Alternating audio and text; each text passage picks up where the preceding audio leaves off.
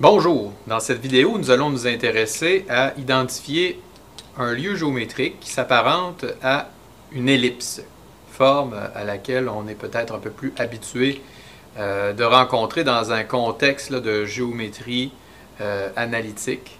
Alors, on va voir que certains lieux de points qui ont peut-être déjà été utilisés dans un contexte différent de celui des nombres complexes possèdent aussi des équations qui les caractérisent de manière assez élégante si on utilise les nombres complexes pour les représenter.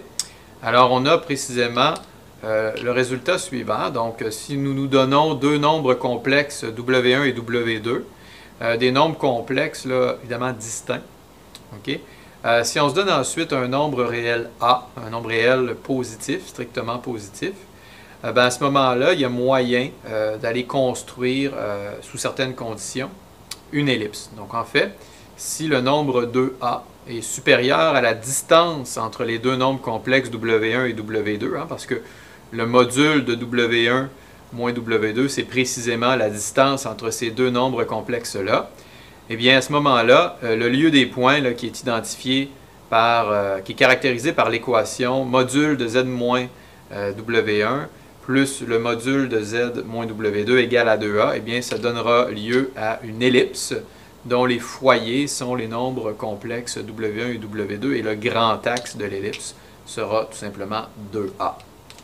C'est donc dire que, par exemple, si j'identifie, disons, un point ici, par exemple, W1, puis j'ai un autre point qui pourrait être, par exemple, ici, W2, bien, à ce moment-là, évidemment, si la distance entre W1 et W2 est suffisamment... En fait, si le nombre complexe A qu'on a choisi satisfait que 2A est plus grand que cette distance-là, ben, on va avoir un lieu de point là, qui pourrait s'apparenter à une forme comme celle-ci. Donc, ce qu'on appelle le grand axe de l'ellipse, c'est essentiellement cette longueur-ci. OK? Donc, la longueur qui est là, ben, c'est 2A. OK? Le centre de l'ellipse, eh bien, ça correspond au point milieu du segment qui joint W1 et W2.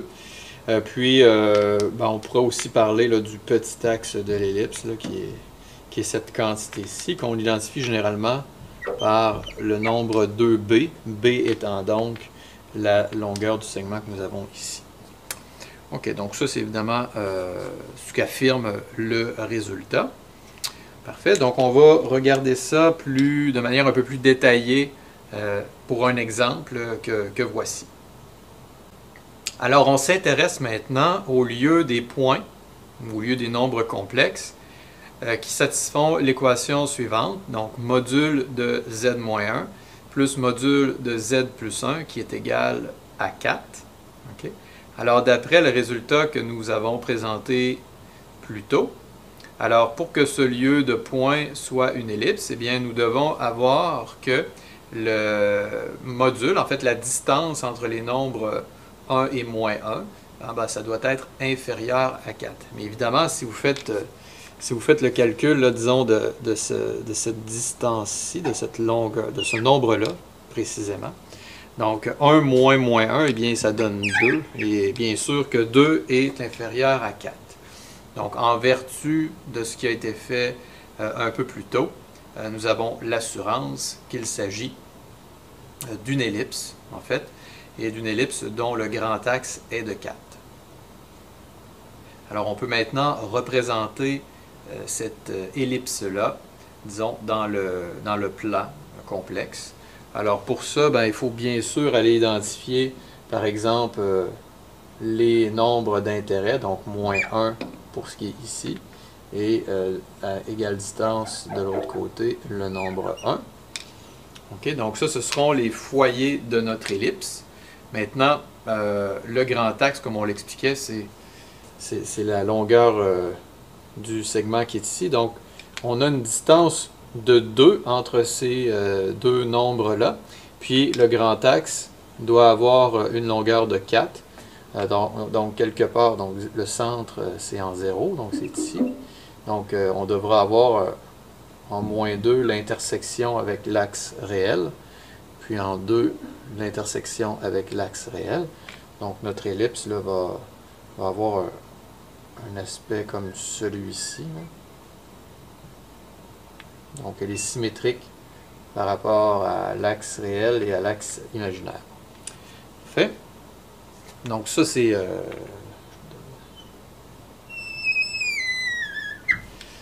l'ellipse que nous obtenons, évidemment une esquisse là, de celle-ci.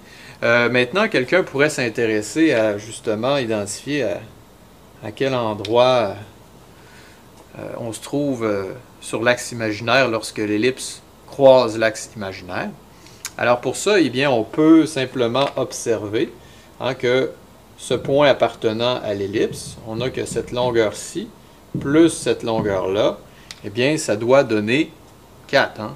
La distance entre Z et 1, donc ça ici, cette longueur-là, c'est le module de Z moins 1. Ça ici, c'est le module de Z moins 1, donc Z plus 1. Donc on sait que cette somme de distance-là doit être égale à 4. Donc comme elles sont, comme il y a une symétrie par rapport à l'axe imaginaire, donc elles sont de même longueur, c'est donc dire que quand on est à cet endroit précisément, on a un triangle rectangle ici, ce côté-là ici mesure 1, puis comme cette longueur-là plus cette longueur-là doit donner 4, et qu'elles sont toutes les deux égales, on peut déduire qu'il y a 2 ici. Donc en utilisant le théorème de Pythagore, donc ça on appelle ça le paramètre B. Donc on a que B au carré plus 1 au carré doit donner 2 au carré. Donc notre B carré va être égal à 4 moins 1, c'est-à-dire 3. OK? Donc, à ce moment-là, on a que la hauteur, si on veut, de notre ellipse ici, là, donc cette longueur-ci, ben, ça correspond tout simplement à la racine de 3. OK? Donc, voilà. Donc, on a représenté géométriquement le lieu des points qui satisfaisaient l'équation donnée. On a même été en mesure d'identifier assez facilement à quel endroit l'ellipse rencontrait l'axe imaginaire et rencontrait l'axe réel. Évidemment, comme il y a une symétrie, c'est certain que le point ici, ce sera le point moins, disons, I racine de 3. Parfait. Donc, voilà pour cet exemple.